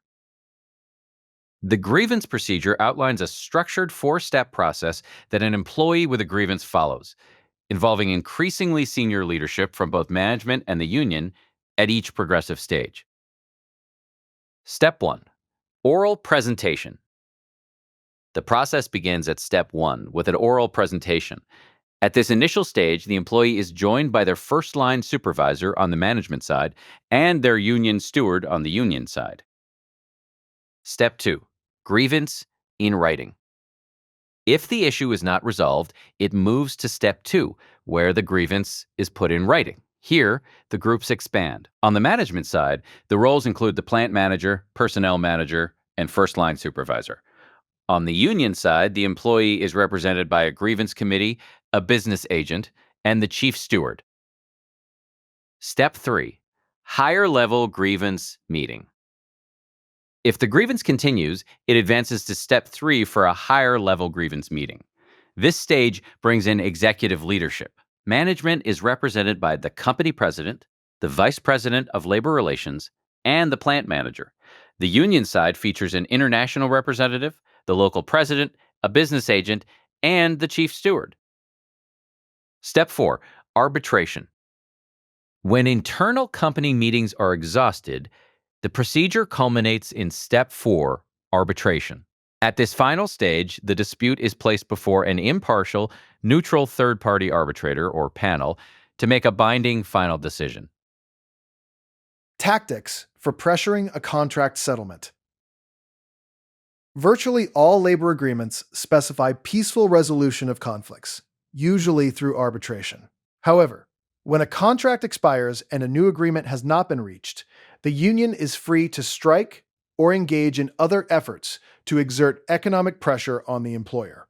A strike occurs when employees refuse to work. The United Auto Workers Union used a selective strike strategy, a strategy of conducting a strike at a critical plant that supplies parts to other plants, against General Motors. The union conducted its strike at a stamping and parts facility in Flint, Michigan, that supplied critical parts to other plants. The 54-day strike caused the company to stop production at many of its assembly plants because parts were not available from the Flint plant.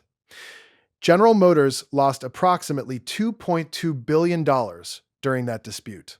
Likewise, the employer can put pressure on the union through a lockout or by hiring strike replacements, if the union has called a strike. For example, in 2024, railway company CPKC locked out nearly 10,000 employees from working during contract negotiations that lasted nearly a year. Table 8.5 provides a summary of union and employer pressure strategies for forcing a contract settlement. Table 8.5. Strategies of unions and employers. Union strategies. Strike. Employees refuse to work. Lockout. Employer refuses to let employees enter plant to work. Boycott. Employees try to keep customers and others from doing business with employer. Picketing. Employees march near entrance of firm to publicize their view of dispute and discourage customers. Corporate campaign. Union disrupts stockholder meetings or buys company stock to have more influence over management. Employer strategies. Lockout. Employer refuses to let employees enter plant to work. Strike replacements. Employer uses non-union employees to do jobs of striking union employees. Mutual aid pact. Employer receives money from other companies and industry to cover some of income lost because of strikes. Shift production. Employer moves production to non-union plant or out of country. Concept check. 1. Describe the grievance procedure. 2. In what ways do arbitrators act like judges? 3. What are some tactics for pressuring for a contract settlement?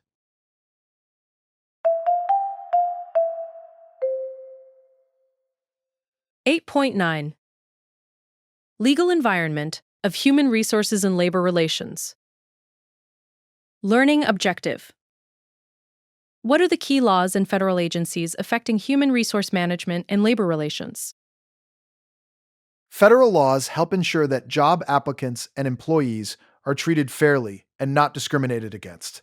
Hiring, training, and job placement must be unbiased. Promotion and compensation decisions must be based on performance. These laws help all Americans who have talent, training, and the desire to get ahead. The key laws that currently impact human resource management and labor relations are listed in Table 8.6. Several laws govern wages, pensions, and unemployment compensation. For instance, the Fair Labor Standards Act sets the federal minimum wage, which is periodically raised by Congress. Minimum wage jobs are found in many industries, including service firms such as fast food and retail stores. The 2025 Social Security Fairness Act protects the retirement income of employees and retirees who receive public pensions. Federal tax laws also affect compensation, including employee profit sharing and stock purchase plans. To prohibit sex-based wage discrimination, John F. Kennedy signed the Equal Pay Act into law in 1963. The act mandated that jobs requiring the same skill level and responsibility will be paid the same regardless of the employee's gender. At the time, women with full-time jobs earned between 59 and 64 cents for every dollar their men counterparts earned in the same jobs. Although this law has been in place for several decades, progress has been slow. During his tenure as president, Barack Obama established a national equal pay day. In 2024, women earned 85 cents for every dollar their men counterparts made. Table 8.6. Laws impacting human resource management. This table details the major federal laws that influence human resource management practices, including the core purpose of each law and the specific agency responsible for enforcing it. Here is the breakdown of each law. The Social Security Act of 1935 provides for retirement income and old age health care, enforced by the Social Security Administration. The Wagner Act of 1935 gives workers the right to unionize and prohibits employer unfair labor practices, enforced by the National Labor Relations Board. The Fair Labor Standards Act of 1938 sets minimum wage, restricts child labor, sets overtime pay, enforced by the Wage and Hour Division, Department of Labor. The Taft-Hartley Act of 1947 obligates the union to bargain in good faith and prohibits union unfair labor practices, enforced by the Federal Mediation and Conciliation Service. The Equal Pay Act of 1963 eliminates pay differentials based on sex, enforced by the Equal Employment Opportunity Commission. The Civil Rights Act of 1964, Title VII prohibits employment discrimination based on race, color, religion, sex, or national origin, enforced by the Equal Employment Opportunity Commission. The Age Discrimination Act of 1967 prohibits age discrimination against people age 40 and older, enforced by the Equal Employment Opportunity Commission. The Occupational Safety and Health Act of 1970 protects worker health and safety, provides for hazard-free workplace, enforced by the Occupational Safety and Health Administration. The Vietnam-era Veterans Readjustment Assistance Act of 1974 requires affirmative employment of veterans of qualified war events, enforced by the Veterans Employment and Training Service, Department of Labor. The Employee Retirement Income Security Act of 1974 establishes minimum requirements for private pension plans, enforced by the Internal Revenue Service, Department of Labor, and Pension Benefit Guaranty Corporation.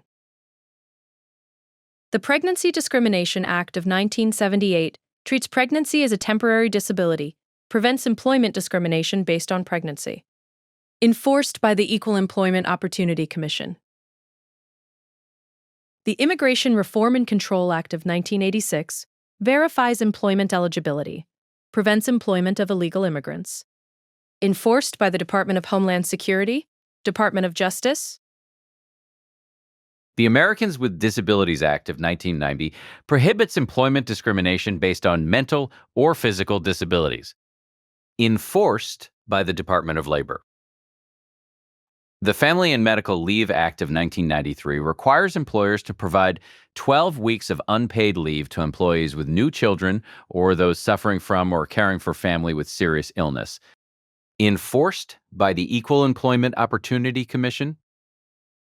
Employers must also be aware of changes to laws concerning employee safety, health, and privacy. The Occupational Safety and Health Act requires employers to provide a workplace free of health and safety hazards. For instance, manufacturers must require their employees working on loading docks to wear steel-toed shoes so their feet won't be injured if materials are dropped. Employees working with chemicals are required to wear eye protection and other safety equipment such as gloves to protect their skin. Another employee law that continues to affect the workplace is the Americans with Disabilities Act. To be considered disabled, a person must have a physical or mental impairment that greatly limits one or more major life activities. In 2021, there were about 42 million Americans with disabilities, or about 13% of the population, according to the US Census Bureau.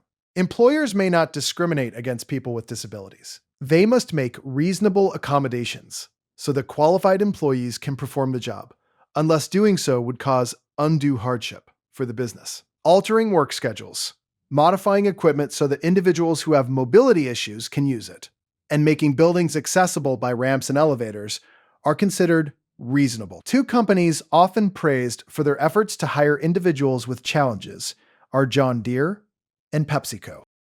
The Family and Medical Leave Act went into effect in 1993.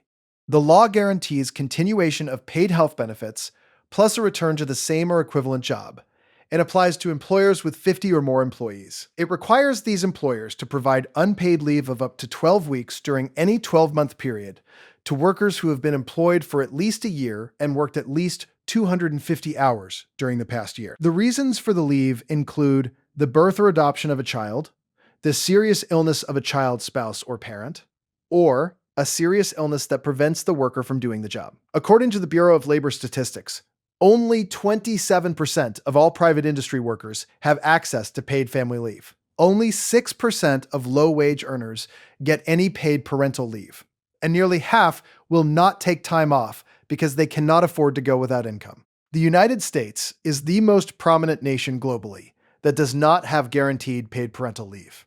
The Wagner and Taft-Hartley Acts govern the relationship between an employer and union. Employees have the right to unionize and bargain collectively with the company. The employer must deal with the union fairly, bargain in good faith, and not discriminate against an employee who belongs to the union. The union must also represent all employees covered by a labor agreement fairly and deal with the employer in good faith. Several federal agencies oversee employment, safety, compensation, and related areas. The Occupational Safety and Health Administration, OSHA, sets workplace safety and health standards, provides safety training, and inspects places of work, assembly plants, construction sites, and warehouse facilities, for example, to determine employer compliance with safety regulations. The Wage and Hour Division of the Department of Labor enforces the federal minimum wage law and overtime provisions of the Fair Labor Standards Act. Employers are required to pay most hourly workers at least 1.5 times their rate of pay for each hour worked over 40 hours in 1 week. The Equal Employment Opportunity Commission, EEOC, was created by the 1964 Civil Rights Act. It is one of the most influential agencies responsible for enforcing employment laws. The EEOC has 3 basic functions: processing discrimination complaints, issuing written regulations, and gathering and disseminating information. An employment discrimination complaint can be filed by an individual or a group of employees who work for a company. The group may comprise a protected class, that is, a group that is shielded from employment discrimination based on certain characteristics. There are several classes protected by the EEC, and those include race, national origin, disability, and religion, as a few examples. The protected group may pursue a class action complaint that may eventually become a lawsuit. As a measure to prevent employment discrimination, many employers set up affirmative action programs to expand job opportunities for women and minorities. In 2024, the EEOC received over 85,000 complaints from current or former employees. The monetary benefits that the EEOC wins for employees has grown over the last several years, despite the number of complaints declining since 2018. Large monetary settlements often occur when the EEOC files a class action suit against an employer.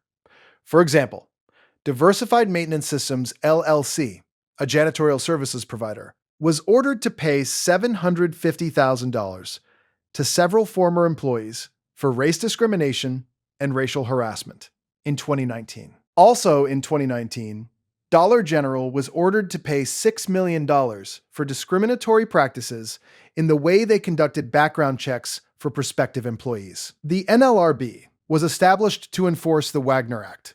Its 5 members are appointed by the president. The agency's main office is in Washington, D.C., and regional and field offices are scattered throughout the United States. NLRB field agents investigate charges of employer and union wrongdoing or unfair labor practices and supervise elections held to decide union representation. Judges conduct hearings to determine whether employers and unions have violated the law. The Federal Mediation and Conciliation Service helps unions and employers negotiate labor agreements. Agency specialists, who serve as impartial third parties between the union and company, use 2 processes, conciliation and mediation, both of which require expert communication and persuasion. In conciliation, the specialist assists management and the union with focusing on the issues in dispute, and acts as a go-between, or communication channel through which the union and employer send messages and share information with each other. The specialist takes a stronger role in mediation by suggesting compromises to the disputing organizations. Concept check. 1. Discuss the laws that govern wages, pensions, and employee compensation. 2. Describe the Americans with Disabilities Act. 3. How do the Wagner and Taft-Hartley Acts impact labor management relations?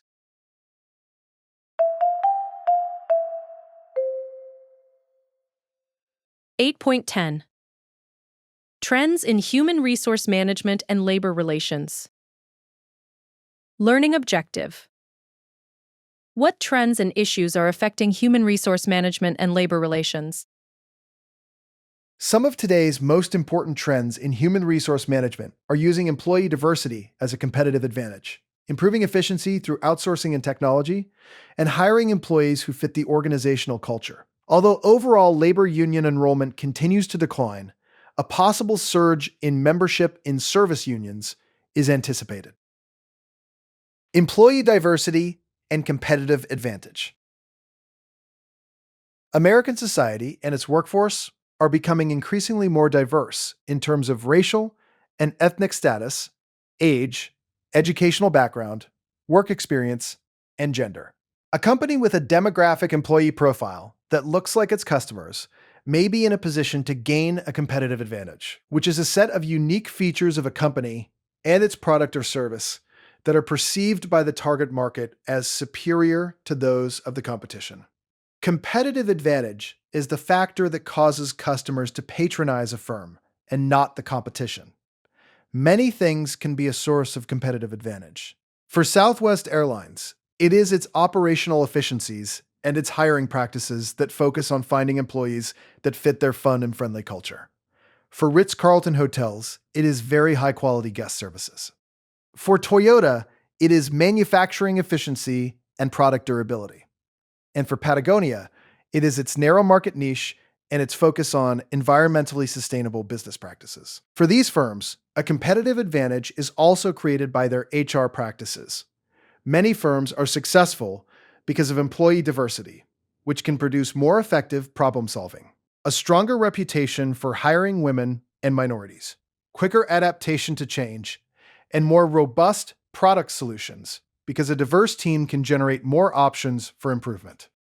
In order for an organization to use employee diversity for competitive advantage, top management must be fully committed to hiring and developing women and minority individuals. An organization that highly values employee diversity is Johnson & Johnson.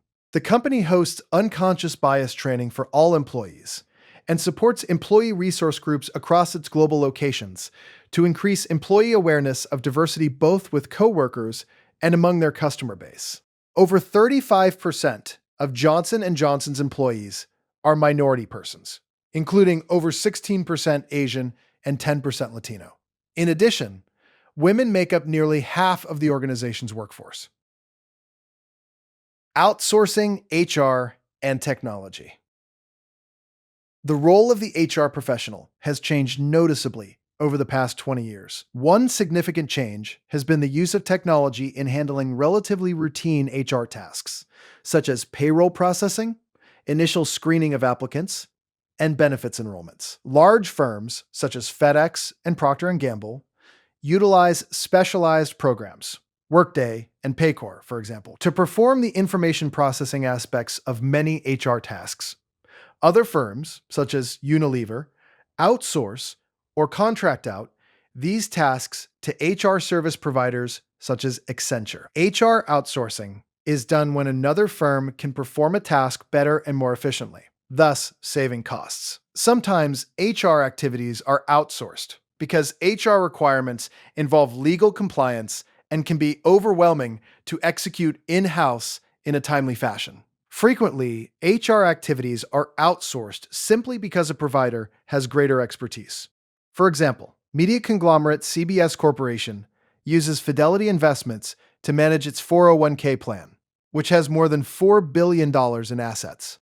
Today's HR managers are realizing the value of AI in their job functions. Not only can AI be useful in automating routine administrative tasks, but it can also have a place in more strategic initiatives, such as workforce planning and identifying training gaps/needs. According to research conducted by the SHRM, Society for Human Resources Management, AI is being used in generating job descriptions, customizing job postings, initiating communication with candidates, and assisting with onboarding tasks.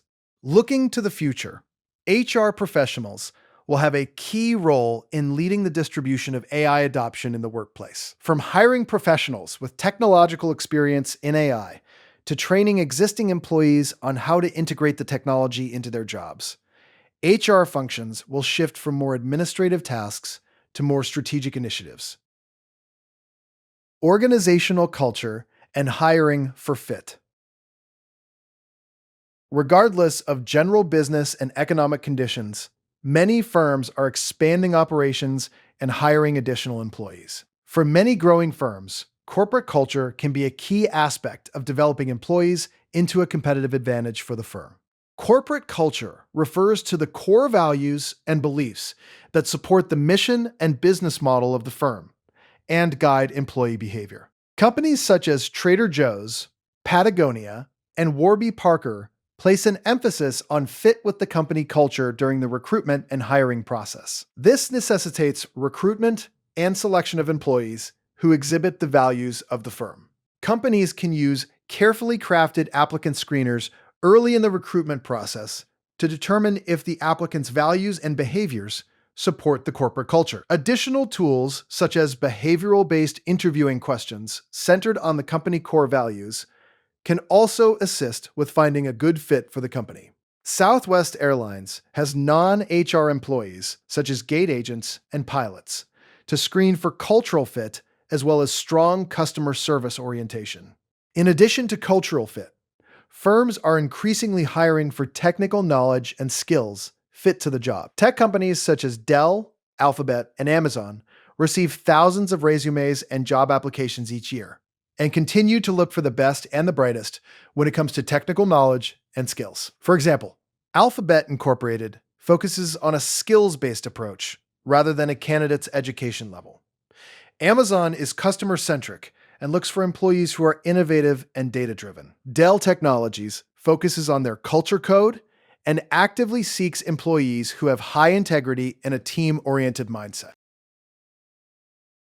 More service workers joining labor unions.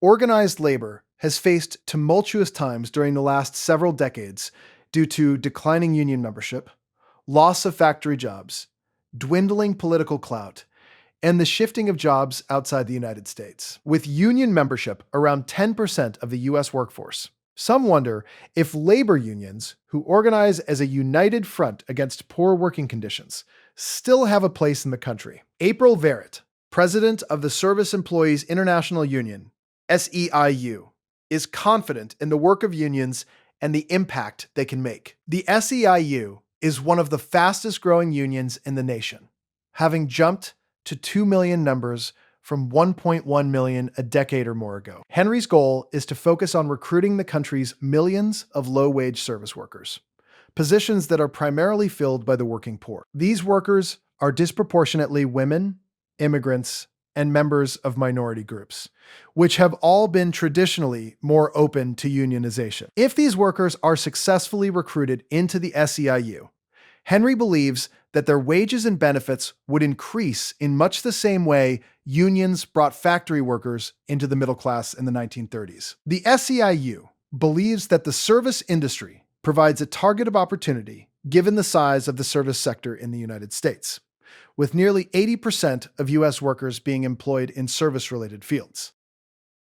Home health aides are projected to grow by 22%. Personal care aides are also projected to grow by 22%. Food preparation jobs are projected to grow by 2%. And janitorial are projected to grow by 2% as well. Many believe that the future of labor lies primarily in the success of recruitment efforts and in enrolling the massive numbers of employees who are in fast-growing, low-wage service jobs. For example, the SEIU was successful in unionizing hundreds of workers who provide services to people with disabilities in California, with an eye toward raising standards for their work and increasing hourly wages and benefits. Reversing labor's decline will be challenging, but the SEIU looks positively toward the future under the leadership of Verrett. Concept check. 1. How can employee diversity give a company a competitive advantage? 2. Explain the concept of hiring for fit. 3. Why does the service industry provide an opportunity for labor union growth?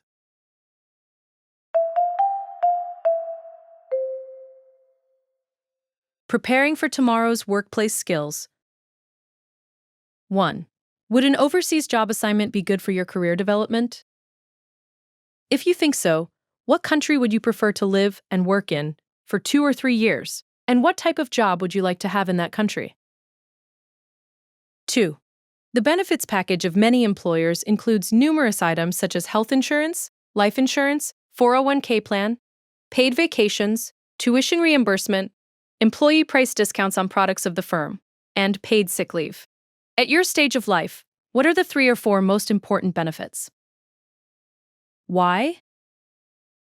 20 years from now, what do you think will be your 3 or 4 most important benefits? Why? 3.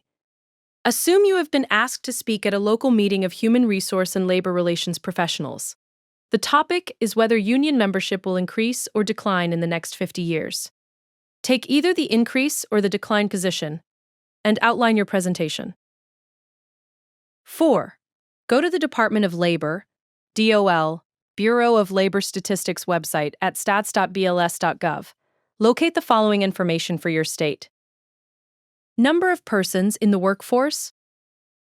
Unemployment rate for last year. Demographic characteristics for the workers in your state.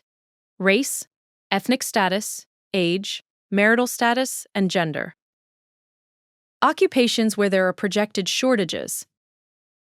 Employment numbers by industry. Manufacturing, banking and finance, healthcare, business and personal services, sports and entertainment, and any other area of interest to you. 5. Assume you are a director of labor relations for a firm faced with a union certification election in 30 days. Draft a letter to be sent to your employees in which you urge them to vote no union. Be persuasive in presenting your arguments against the union. 6. Using the internet. Research articles featuring a recent strike or a labor contract settlement. Report to your class the specifics of the strike or settlement. 7. Team activity. Select 2 teams of 5. One team will take the position that employees are simply a business expense to be managed.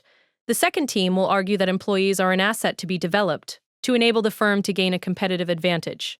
The remainder of the class will judge which team provided the stronger argument.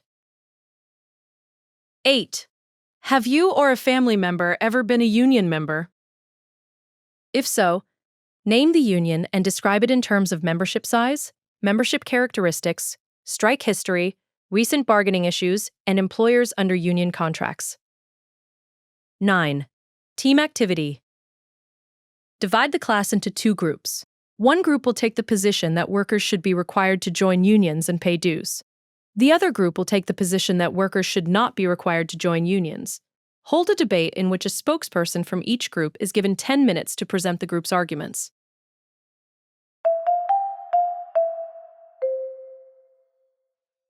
Ethics activity. Tracking employee information through global positioning systems, GPS, in particular on company vehicles driven by employees, is becoming commonplace. Location information is transmitted to a server via the cell phone network and sometimes via satellite phone service, and is then available to the company through the web or mobile apps. As the cost of GPS drops and the number of mobile workers rises, by some accounts, to as much as 60% of the global workforce, companies are depending on GPS to monitor the movement of personnel and products, to improve customer service, and help with time management. I wanted to see how much time was spent on each job, says one small business owner with a fleet of 7 service vehicles. We've had a few problems in the past. People weren't where they said they'd be. With GPS, we can defend ourselves to the customers. We know how fast the drivers drove, what route they took, and how long they spent on each job. GPS data can also be used for monitoring field employees who have positions that are not tied to working in an office. Additionally, for employees utilizing company vehicles, GPS tracking can ensure that company assets are being used appropriately. Companies are not only tracking vehicles, but many now track employees through their mobile phones. Understandably, many employees don't like the idea of their employer following their every move. Many employees take their company vehicles home after their shifts, but even employees with company-owned phones may be tracked after hours too.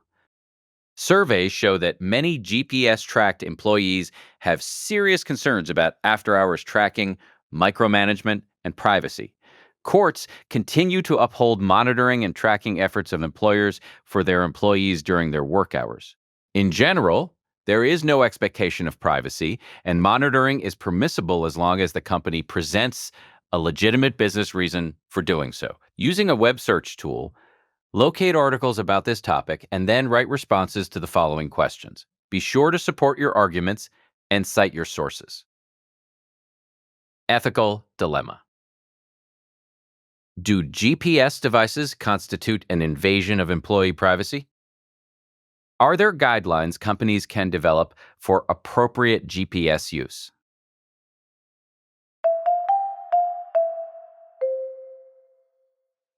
Critical thinking case. Discrimination in the workplace continues.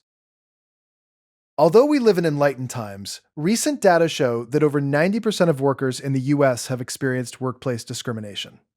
The poll found that the 2 most frequently cited types of discrimination are retaliation, 48%, and race color discrimination.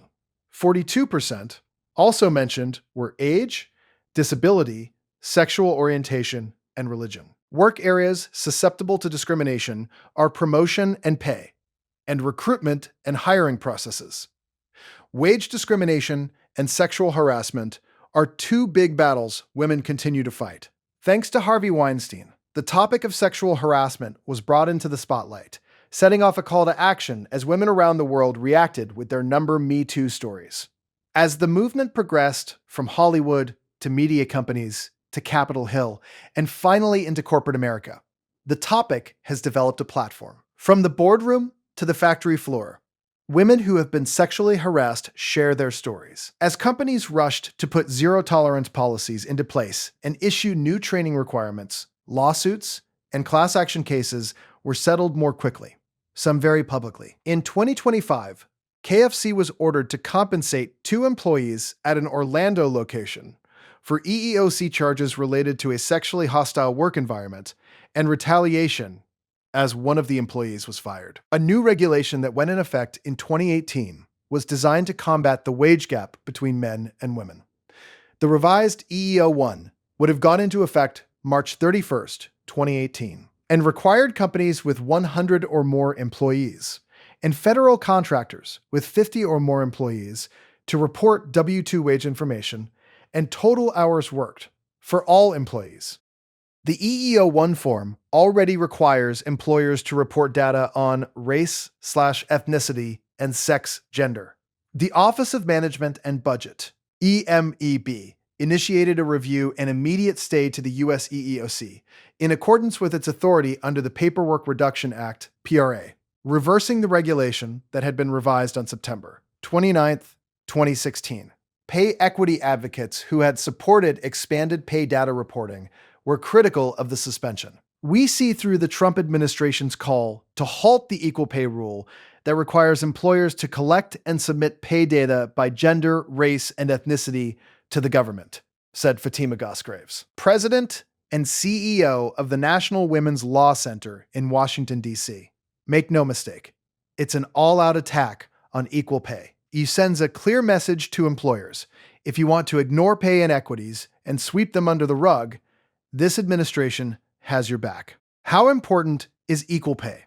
According to the analyses of the 2014 to 2016 Annual Social and Economic Supplement, published by the Institute for Women's Policy Research, the United States economy would have produced additional income of $512.6 billion if women received equal pay. This represents 2.8% of 2016 gross domestic product, GDP. In addition, poverty rates would drop from 10.8% to 4.4%, and the number of children with working mothers living in poverty would decrease significantly. Critical thinking questions. 1. Why is workplace diversity so important in today's business environment? 2. What are the major sources of workplace discrimination? Cite specific examples from the case. 3. What steps are companies taking to ensure that employees are not discriminated against? This has been Introduction to Business, 2nd edition, from OpenStax. OpenStax textbooks and this free audiobook are covered under a Creative Commons license. The full text is available at www.openstax.org. You can find this free audiobook anywhere you listen to podcasts, including Spotify, YouTube, and Apple Podcasts. Instructors can even download a course shell to easily embed these recordings in Canvas courses. Learn more by visiting www.openaudio.us. Did you find this audiobook helpful? If so, please let us know by leaving a comment and sharing this recording with a colleague or a friend.